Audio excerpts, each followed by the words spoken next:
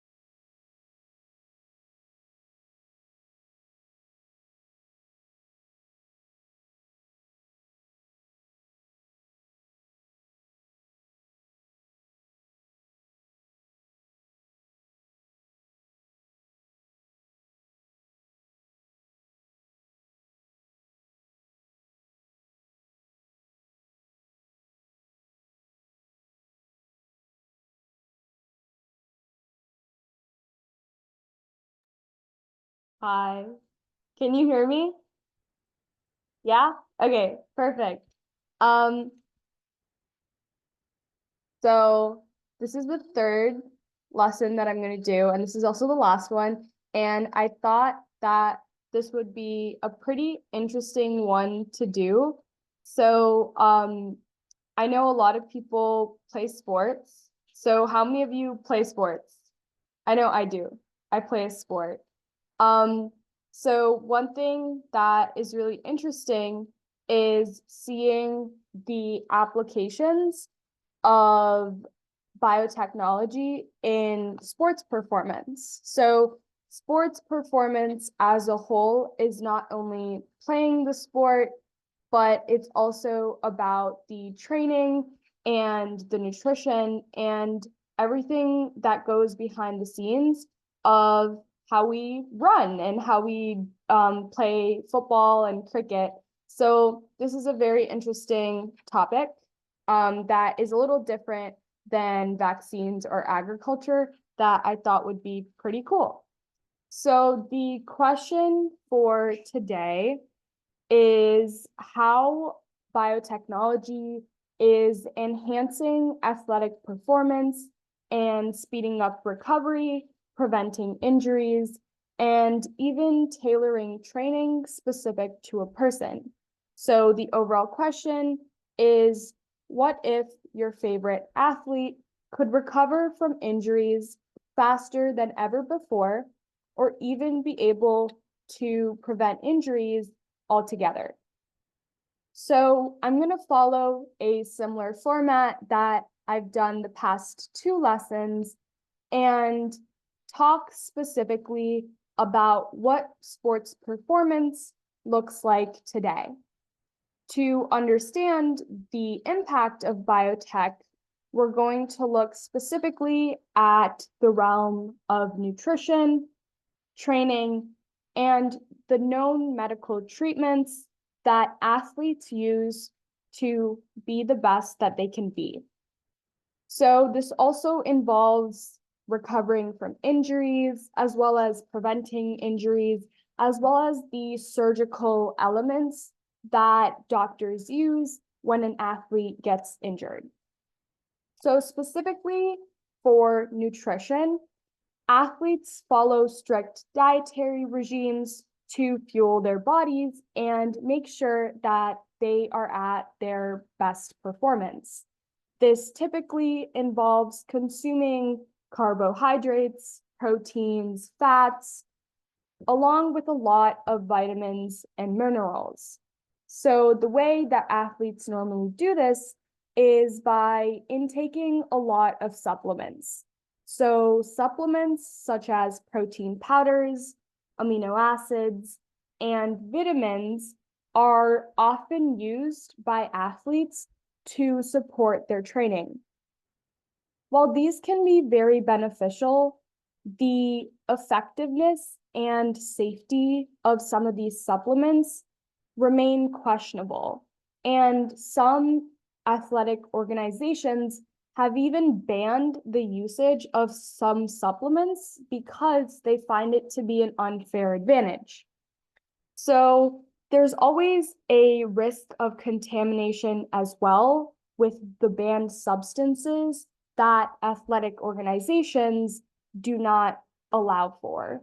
So there are some consequences that athletes face when they intake supplements that are not approved of. In the entire realm of training, there are cardiovascular exercises, strength training, flexibility training, and even sport-specific drills. If you're a cricket player, you're probably going to do different exercises compared to someone who plays badminton or someone who plays field hockey. So there are specific drills and specific things that coaches do to improve endurance, strength, speed, and agility. But these methods can sometimes lead to overtraining And athletes sometimes get severe injuries because they do not train properly or they overtrain, where they train too much. So these are some of the specifics and the specific ways that athletes train. So another thing that is very common is medical treatments for injuries.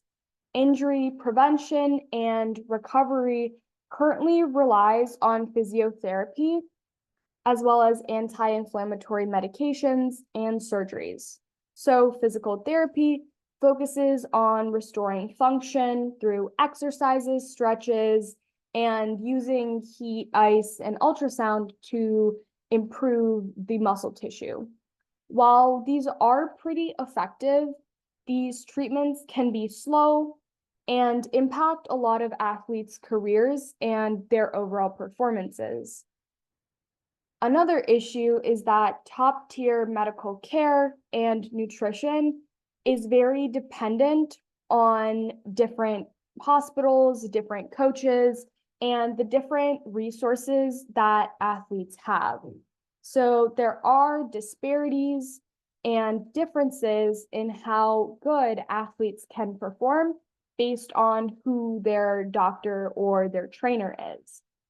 The most negatively impacted group of athletes are those from underfunded sports programs or those who don't have access to this type of medical treatment. So with current approaches to training, nutrition, and medical treatments, there definitely are a lot of benefits, but they're not without a lot of limitations. Generalized training and nutrition plans don't account for an individual's differences. The way that I metabolize or I consume food might be different than a different person. Another issue, as I said before, is the disparities in medical resources that different athletes have access to. And these disparities often lead to athletes from economically disadvantaged backgrounds to be in a significant disadvantage in the long run. So this is where biotechnology kind of comes as a solution. I'm going to reiterate this again, but biotechnology is the use of living organisms, cells, and biological systems to develop products and technologies for human benefit. So in the context of sports, biotechnology is revolutionizing how we enhance performance, prevent injuries, and even speed up recovery by leveraging advancements in genetic analysis, bioengineered supplements, tissue engineering, and regenerative medicine. Biotechnology can be the solution to the issues that we see in the current state of sports performance, as well as a vast improvement. So specifically in the area of nutrition, there are 3 biotechnological innovations that have been pretty important. The first is bioengineered supplements, then it's bioengineered proteins, and then it's customized amino acid blends. So starting with bioengineered supplements, one of the most exciting developments is the creation of these supplements tailored to individual athletes. So this specific space of science is called nutrigenomics, which studies the relationship between an individual's genetic makeup and their response to nutrients. So similarly, how we've talked about DNA and the recipe to how we are as humans, each person has a specific genetic makeup. So what bioengineered supplements do is they create supplements specific to an individual's genetic makeup and give them the nutrients that they're lacking. So by analyzing an athlete's DNA, scientists can identify specific nutritional needs and even deficiencies. So, for example, there's a study that was published in a magazine called Nutrients that highlighted how certain genetic variants can affect vitamin D metabolism. So everyone, normally it's very much encouraged to have high levels of vitamin D, and metabolism means that some people sort of digest that differently compared to others at different speeds. So what analyzing genetic variants can do is it can analyze specifically to an individual what their vitamin D intake is, as well as how fast they metabolize, which ultimately influences an athlete's bone health and their muscle function. So these are like super interesting ways to specifically tailor nutrients to a specific athlete. Nutrigenomics can also help improve traditional supplement development by identifying specific active ingredients that can promote efficacy and adaptability. So efficacy, again, is just accuracy. So these nutrients are going to be more effective if they're specific to an individual. So why are supplements better than just eating food? So a lot of what supplements can provide, you can also intake just by eating whole foods. So the difference is that whole foods may provide more complex and varied nutrients than supplements.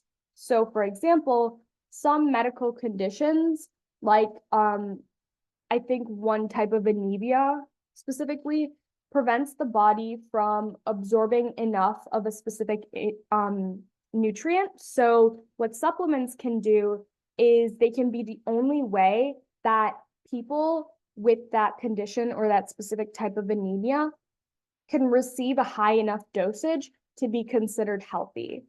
So there is some drawbacks though, because supplements may not provide the same beneficial associations with nutrients as food. So it is pretty complicated in terms of what coaches and doctors recommend, because there are some athletes that are heavily reliant on supplements and some that are recommended not to. So it is very specific to a specific person or athlete.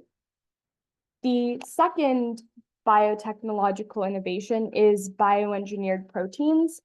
So these are created through genetic engineering to improve muscle growth and repair. So scientists modify the DNA of bacteria or yeast to produce high-quality proteins that are then purified and used in supplements. So many scientists have sort of researched and found that bioengineered whey proteins specifically can be more easily absorbed by the body, enhancing muscle recovery post-exercise. So this is a really good way for athletes to get that specific protein. And these proteins offer a more efficient way to support muscle development and recovery compared to conventional protein sources. Protein engineering is a bioengineering process that involves altering a protein sequence to create a modified protein that's better suited for a specific purpose.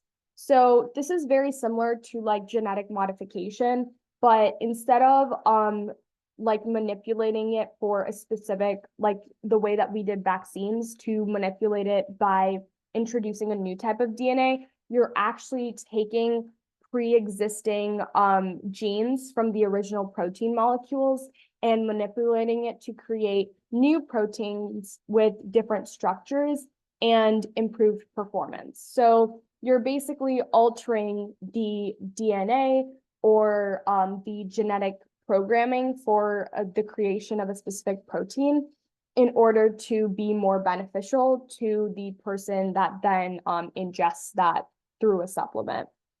So this can be bioengineering as a whole can be used to deliver genetic material to cells to replace missing or defective proteins, which can help also treat various diseases. So this also goes beyond just sports performance. For example, an engineered protein that resembles a five-armed structure. There might be a photo a little bit later where I can point it out. It has been designed to bind to viruses and capture small molecules like antiviral drugs. So it's a really interesting way that we're able to bind to viruses in a manner to get rid of it or to replace it or sort of inject that protein that a person might not have and might need. So this is a very interesting market. So as you can see, this is like a graph based on the industry. It is in US dollars, but it is forecasted to be a very big industry in the future. It says 2027 on this graph, but this is a very interesting space where the development of proteins can be applied to not only the improved muscle growth for athletes, but also the improvement of cancer patients or patients that lack the amount of proteins that they need in order to survive. So this is a little bit more sciencey. This is underneath the umbrella of proteins as a whole. So amino acids, by definition, are the building blocks of proteins. So in order to have proteins, you need the entire composition of a protein is through amino acids. So amino acids are then very, very important for muscle repair and growth. By using genetic analysis, one thing that we've talked about through all these lessons, biotech companies can formulate amino acid blends that meet the specific needs of an athlete's physiology or the athlete's genetic makeup, ensuring optimal recovery and performance. So customized amino acid blends can address individuals' deficiencies and enhance the body's natural repair processes. So, for example, if one athlete has an iron deficiency, what you can do is you can actually, through the process of creating blends, iron specifically is a little bit difficult, but you can sort of create that in a customized amino acid blend for that specific athlete instead of, some athletes take iron supplements. So instead of, taking so many pills, what you can do is have sort of blends that are able to do everything for an athlete. So that's why it's really, really fundamental for athletes. A lot of them see this as a way to develop their body to be perfect, which has a few issues, but as a whole, it's a very interesting tool. Proteins as a whole are needed for the body to function properly. And because they are the basis of body structures such as your skin, your hair, and other substances such as enzymes and antibodies, proteins as a whole are very important. So even though right now we're talking about increasing proteins and customized amino acid blends for athletes, it's also a really interesting tool, again, for patients with cancer who undergo chemotherapy or people who need more protein in their body. So it's a very interesting sort of area of nutrition that people are exploring more, but it is a little bit concerning just because we already have an issue with people who are more wealthy getting more opportunities. And something like a customized amino acid blend would end up being very expensive. So it doesn't answer the disparity question where some athletes don't get that and some athletes do. So that is sort of a very brief run through of nutrition and the biotechnological innovations in creating ways to enhance the nutrition values or intake of an athlete. So moving on to training. So biotechnology plays a pretty big role in preventing injuries and enhancing recovery through certain techniques and materials. So I will talk a little bit about tissue engineering in a while, but this is a very interesting way to sort of specifically cater training to an athlete. So the first example is genomic analysis or genomic analysis, which involves examining an athlete's DNA to understand their genetic predispositions and optimize their training programs. So genomic sequencing basically sees the DNA sequence of an individual, and by seeing that, scientists can identify genetic variations that influence traits such as muscle composition, endurance, and susceptibility to injuries. So this information basically allows coaches to tailor training regimes to match an athlete's genetic strengths. So they can basically, if an athlete has the genetic markers to have great endurance, maybe the coach would encourage them to run more kilometers or pick events that are more longer, just because it's more suited to their genetic profile. So this is a really interesting way that coaches can develop more effective training programs based on a specific athlete's markers. So on the right is a result that I forgot the name, but there was a journalist that decided to try this out, and you can actually see she tried a bunch of athletic or companies in general who offer this analysis, and you can see DNA Fit was one of them, Kinetic DX was one of them.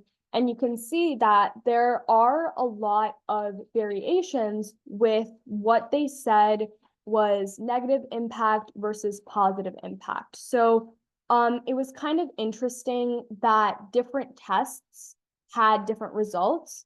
So that kind of shows you that even though this sounds super cool and super interesting, it's not necessarily very realistic, because as current tests have shown, there still needs to be a lot of improvement and a lot of innovation that needs to occur to make sure that this is actually accurate to what an athlete's profile is. So I just thought this was interesting, and it's a cool way that athletes and coaches are trying to understand their body more. So the second sort of broad area where training can be improved is through the sort of study of epigenetics. So epigenetics is the study of changes in gene expression that do not involve alterations in the DNA sequence. So we have talked a lot about changing the DNA sequence, seeing mutations and things like that, but epigenetics is specifically the gene expression that doesn't involve changes in the DNA sequence. So epigenetic modifications are mostly influenced by environmental factors, including training and diet. So understanding these modifications allows for personalized training and nutrition plans that maximize performance that don't rely on something like the genetic analysis of a person's DNA specifically. So basically what can happen is that tailoring training programs to an athlete's epigenetic profile can then let coaches optimize performance through factors that they can control. So the issue with genomic analysis and the issue with its accuracy is that it is dependent on someone reading and analyzing an athlete's genome. But what happens with epigenetics is it's purely the environmental factors that have changed an individual's DNA. So there are a lot of chemistry elements as well with sort of the epigenetic factor. For example, if when you were a kid, you were exposed to a lot of cigarette smoke or something like that, you're going to see that as an epigenetic factor that then impacts how your chromosome, which carries your gene, is going to express your characteristics. So this specific study is a really interesting way to see how diet and sort of environmental factors, as well as exposure to certain things, can impact an athlete that might not have been pre-written or pre-coded into an athlete's DNA profile. And this is also significantly more controllable. While genomic analysis allows for us to understand an athlete, it doesn't necessarily allow the change of an athlete. Whereas in the study of epigenetics, you can see certain factors that coaches or trainers can change in order to make an athlete more better or closer to peak performance. So lastly, in the broader idea of training is the entire concept of gene editing. So we have talked a lot about CRISPR-Cas9 technology, and I had to include it here just because it is a very big part of what the future of sports performance might look like. So one thing that's very interesting that many people debate on is the entirety and the idea of designer babies. So designer basically means you get to design a perfect baby. So the issue that gene editing comes with that I mentioned is the entire fact that if people are able to create perfect designer babies with the perfect amount of athletic performance, is that really good for sports? And is that good for competition? And more importantly, is that good for fair competition? So as much as gene editing does come up a lot, it is really important to think about the ethical issues that many people have with gene editing technologies. So specifically, CRISPR-Cas9, as we've talked about, allows for precise modifications to an organism's DNA. So the system uses a guide RNA, it finds it, it cuts it, and it can add, delete, modify, insert. So this process can be used to enhance traits like muscle growth by targeting specific genes involved in muscle development. So specifically here, you can actually see that this rat specifically, it looks like a mouse, but normally they test on rats. You see this sort of CRISPR-Cas9 insertion that goes in specifically looking for this protein. And then what you end up having is that this, I'm assuming that in this scenario, this might be a, so this is actually one thing that they're trying to get rid of in order to ensure that the muscle growth is going to be increased. So that's a really interesting way that CRISPR can be used for muscles. Obviously, if an athlete looks a certain way, they might perform better. If you want to play basketball, if you're taller, that normally benefits you. And depending on the sport, certain attributes are very, very beneficial to how you're going to perform in that sport overall. So this is like another thing that I know I've mentioned a lot, but it is a very interesting thing to consider about what happens if we actually get the ability to make a perfect tailored baby. And what are we going to do about it if that happens? So the last sort of section of biotechnology development is in the medical treatments and recovery category. So these three just areas in general are a little bit more outlandish or a little bit more crazy, but they are the ones that have actually been utilized today that I think are pretty cool. So the first example is tissue engineering, which involves creating biological tissues through the combination of cells, engineering, and various materials. So specifically, it uses different materials methods. So an example is using stem cells. So we all have a lot of cells. So we have blood cells, red blood cells, we have white blood cells, we have like the memory cells that I talked about in the vaccines. We have skin cells. So we have a lot of types of cells.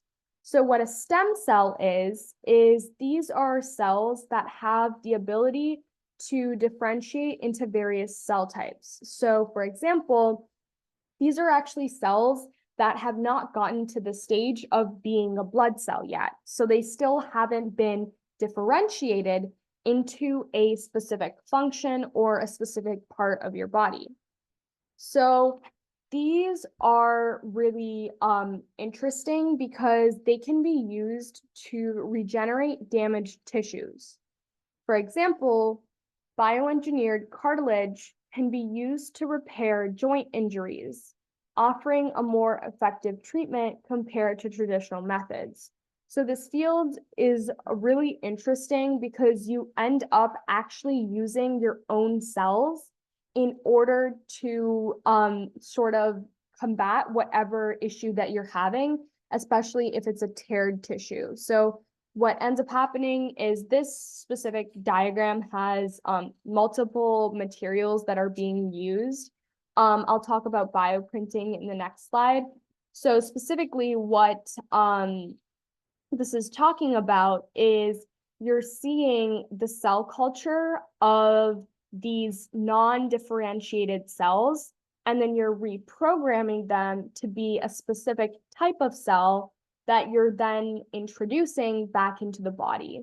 So this is a really interesting way that you can actually implement more cells and repair damaged tissue through surgery without having to use other people's or donors' cells.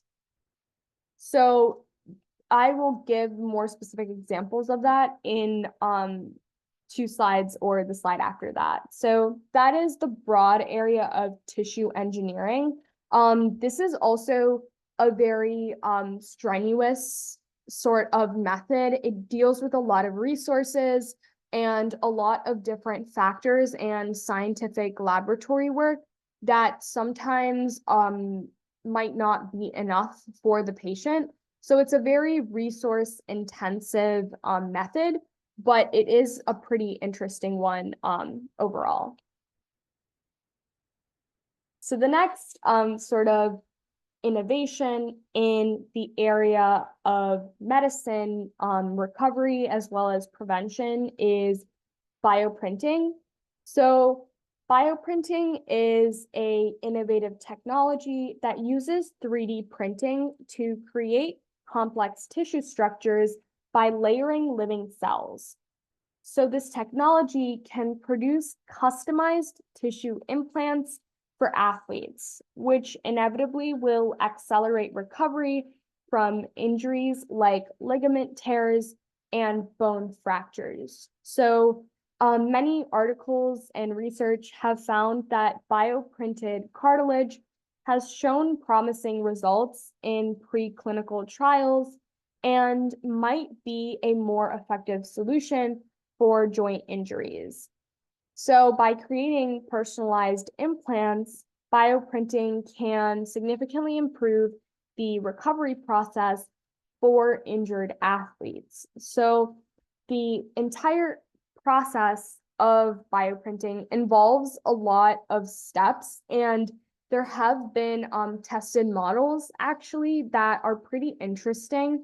So on the top, you can see an example of the ear, and you can see that after a CT scan was taken of the patient, there was a 3D CAD model. So CAD is a software that is used to sort of pixelate and find the specific location of each point in the ear. And then there's a visualized motion program that puts it into sort of a not still image to enable sort of how the ear would move and kind of see the motion of how that specific tissue and that specific process will work. And then there is the 3D printing process. So the printing process is very complicated, and it uses something called bioink, which is a sort of ink created through living cells. So it's very interesting. I would definitely recommend searching it up, but it is a very complex model to try to explain. So after this sort of model is printed, you end up having this 3D bioprinted tissue product. So that was for the ear. So this has also been actually done for the heart. So one of the big issues with organ donations right now is that, first of all, there are not enough hearts or kidneys or organs for the amount of people that actually need them. So there's a very big shortage in the first place. The second issue is that sometimes, and actually most of the time, the actual organ that is surgically put into a patient gets rejected by the body's immune response. So the body doesn't recognize the heart as its own because it's not, but the body is unable to accommodate for that organ.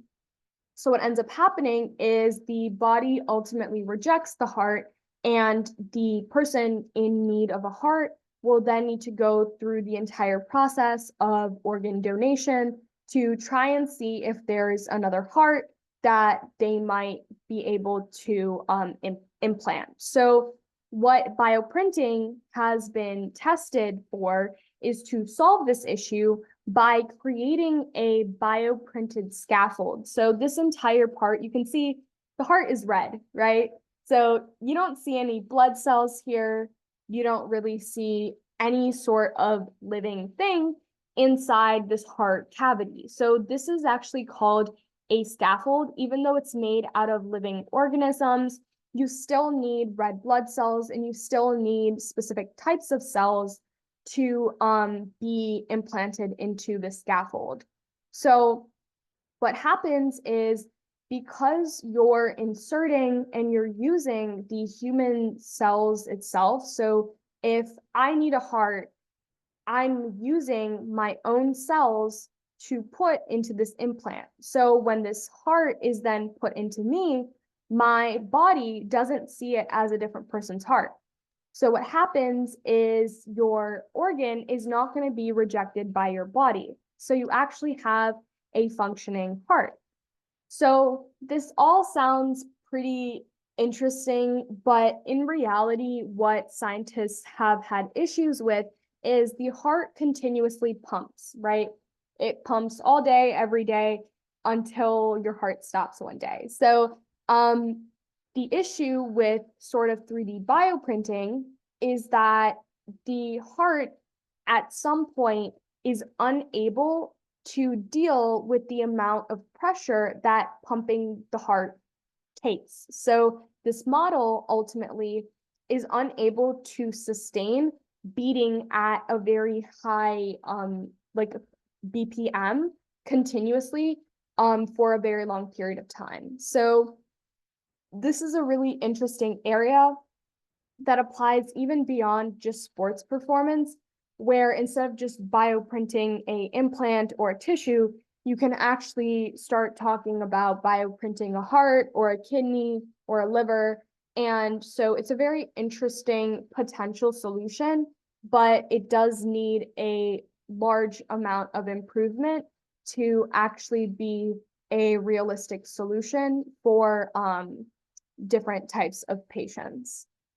So the uses can be, again, the production of cartilage for joint repairs, as well as more effective treatments and recovery processes, because you are using custom-made implants for a specific athlete's anatomy. So this is a really interesting way to sort of make a perfect fit tissue instead of trying to wait or trying to figure out through surgery how to fix a tear of a muscle. So it's a very interesting way to find a solution for an issue that many athletes face. So the third broad area is regenerative medicine. So this is the graphic that I wanted to talk about stem cells about. So regenerative medicine as a whole is basically the idea of regenerating damaged tissue using the body's own cells. So stem cell therapy as a whole involves injecting stem cells into injured tissues to promote healing. So stem cells, again, are undifferentiated cells. So a differentiated cell is kind of like, specific red blood cell, white blood cell, things like that. So stem cells, in a broad term, are just cells that aren't defined to be a specific thing. So this is very interesting because in sports medicine, stem cells are harvested from an athlete's body or a donor and then cultured and differentiated into a required cell type. So this application is really interesting because it goes also beyond just a sports performance lens, but specifically for sports performance, MSCs, which are specific types of stem cells, can become cartilage cells, which then makes it a lot easier to repair joint injuries because it's your own cells that they're using. So this has a very interesting application. In a larger sense, there are certain eye conditions as well as certain skin conditions where people lack skin cells or they lack the cells in your cornea to be able to see. So what you can do is we have a lot of red blood cells in our body. And so what some scientists are considering doing is you take this large amount of red blood cells that you have and you sort of degenerate them. So you bring them back to the stem cell stage, and then you program them to be specifically for your retina or your cornea, or specifically for your skin cells. So it's a very interesting way to promote healing and tissue regeneration using your own cells. So you're not reliant on a donor, and you also don't have any possibility of your body rejecting it. So this is a very interesting sort of space overall, and this is something that inevitably is going to be a pretty big solution, even in cancer treatment, as well as just different areas as a whole. So these are just two people that I think are pretty important to talk about. Dr. Sarah Mendelsohn is the person that does a lot of regenerative medicine, and Dr. Michael Joyner is the one that works a lot in like the nutrient space. So they're really interesting people who are very much credited for the inventions that I mentioned. So speaking of inventions, there are some things that have to occur or have had occurred in order to make sure that we can actually monitor training and different aspects of medical treatment, as well as injury prevention and recovery, for athletes to be as safe and as healthy as they can be. So these are the four that I'm going to just briefly talk about. So biomarkers and wearable technology. So I spoke about biomarkers a little bit later, but they're a little bit before. But biomarkers are basically indicators of hormone levels and your ability to digest food and things like that. So there are certain wireless technologies and just technologies as a whole that have been created to sort of keep this information and sort of track that. So there are a lot of issues right now that companies are still struggling with, which is accuracy. So how accurate really can you measure and how accurate is your data that to demonstrate your health? So it's a very interesting sort of space as a whole, but that is how athletes are able and coaches are able to create specific training model. And high throughput sequencing is the specific sort of hardware that is used to analyze the sequence in the specific genomic analysis way of seeing what specific trait is for endurance and strength and things like that. So there is, again, a accuracy issue with this one, but it is a really interesting way that we would be able to actually read a athlete's genome. And then portable bioreactors, these are devices that enable on-site production of bioengineered supplements and regenerative therapies. So these are really interesting because they can deliver customized treatments directly to athletes, even right after competitions. So this would be a really interesting way to enhance the ability to provide personalized care and optimize performance for athletes in real time. So you'd actually be able to create those supplements on demand. So that would be pretty interesting if that would be possible for a specific athlete's genes. And then the fourth one is like wearable biosensors. So these are a few examples of wearable biosensors. So many people are actually seeing these as solutions that go beyond just athletes. So for people who have a history of diabetic issues or heart issues, having sensors that they're able to place on their body, or ones that are specifically linked to a hospital service, or ones that might give a call to another person, are really interesting ways to solve solutions where people who are in danger or are undergoing some sort of issue don't have access or ability to contact help. So these are really interesting ways. Biosensors as a whole are a pretty big thing to identify and monitor an athlete's condition. If an athlete feels a certain way, biosensors might be able to indicate early signs of injury, overworking, and monitor the physiological parameters that an athlete is currently going through.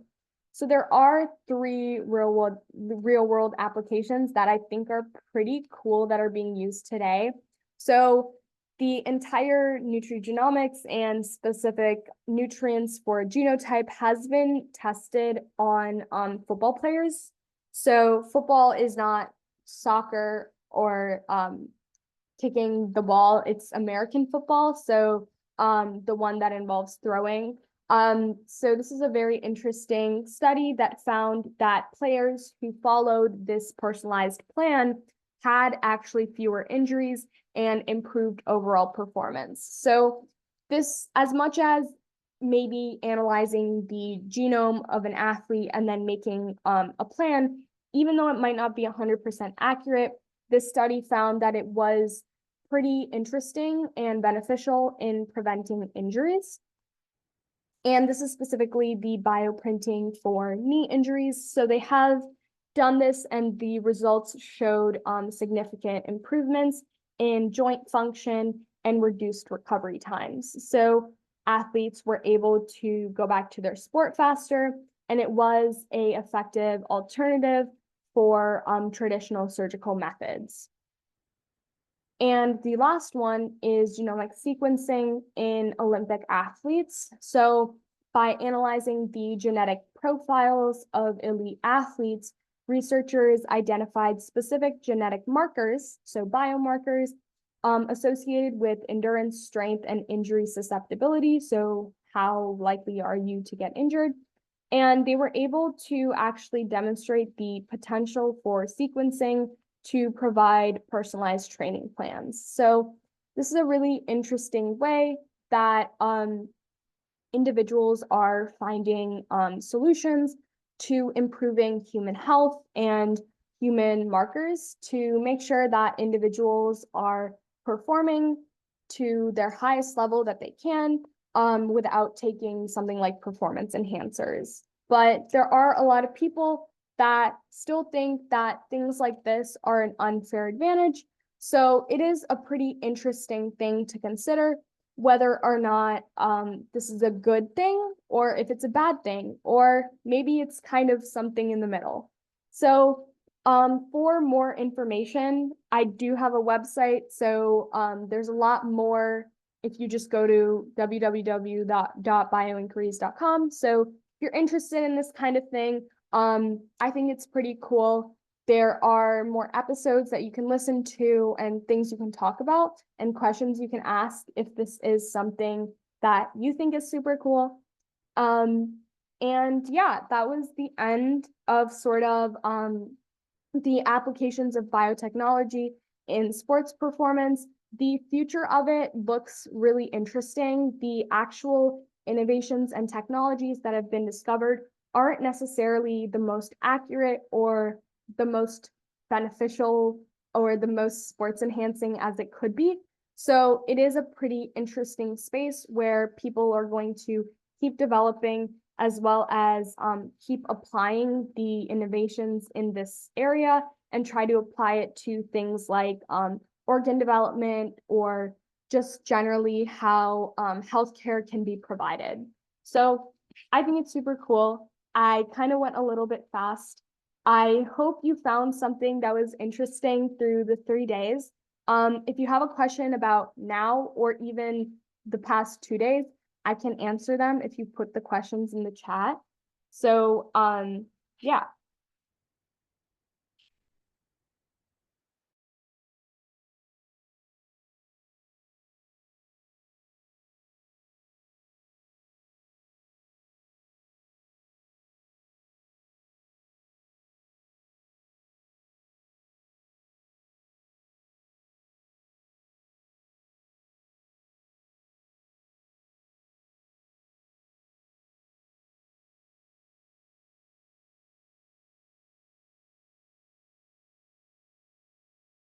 What is stem cell therapy?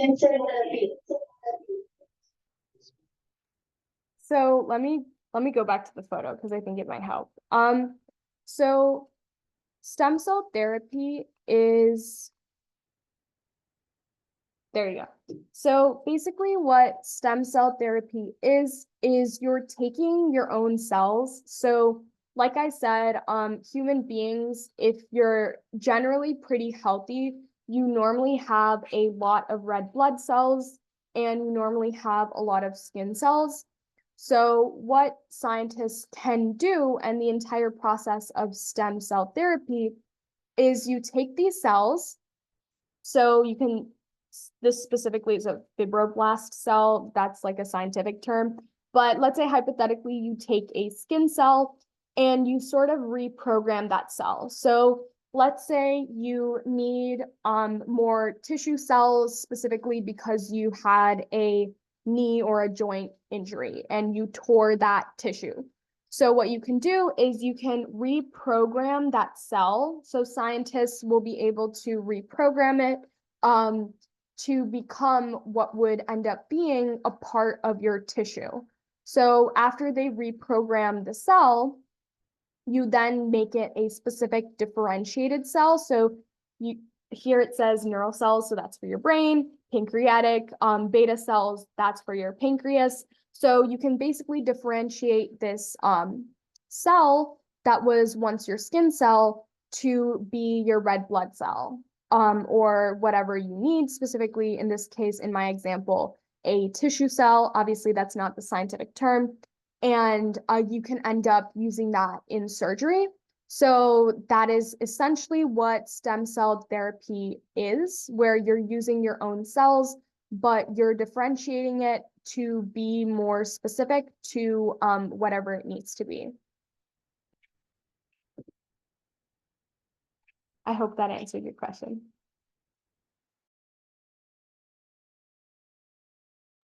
What is biological tissues? What is biological tissues? So, biological tissues, as a whole, if you're talking about like tissue cells, that's a specific type of cell that you can biologically create using the stem cell therapy.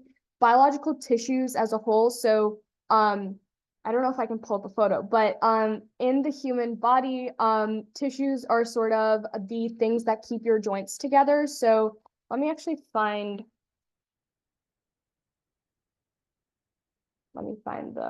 yes. So what you can see is these two are bones. So what you see in between, this is specifically for a knee and cartilage, you have tissues that inevitably allow for it's what encompasses the ends of your, like, what's around your bones. So you have like tissues, you have muscles, things like that. So tissues is one of the things anatomically that make up your body.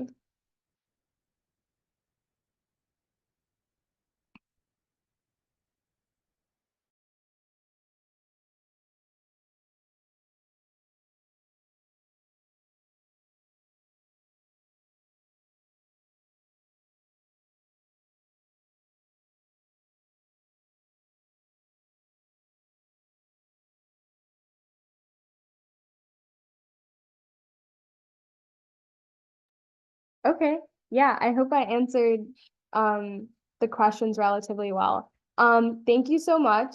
I hope you learned something from the 3 days that I was able to teach you. I find this very cool. So if you are interested, feel free to contact me some way. I don't know. Or check out my website. It is pretty interesting. I hope you understood most of it. I know I kind of went really fast, but yeah, thank you so much. It was very nice to meet all of you. I hope you have a great rest of your year. Bye.